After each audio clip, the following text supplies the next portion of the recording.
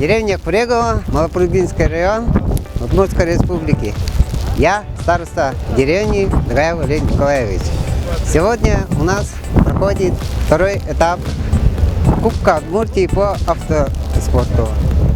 Я лично от имени жителей деревни объявляю благодарность Федерации автоспорта Удмуртской республики, то, что они доверили нам провести такое неординарное для нас мероприятие.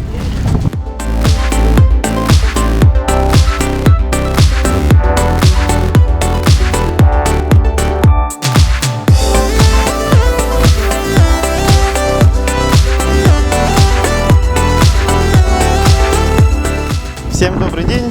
Сегодня на данной трассе проходит второй этап Удмуртской республики по автокроссу и автомногоборью. Хочу сказать огромное спасибо организаторам за данное действие. Участвую второй раз, надеюсь на победу.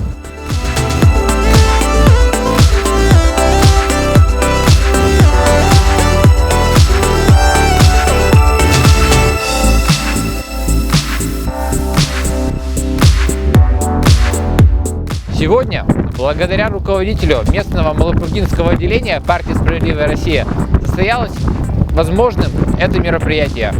Я рад приветствовать всех участников данного события и хочу пожелать каждому и лично удачи.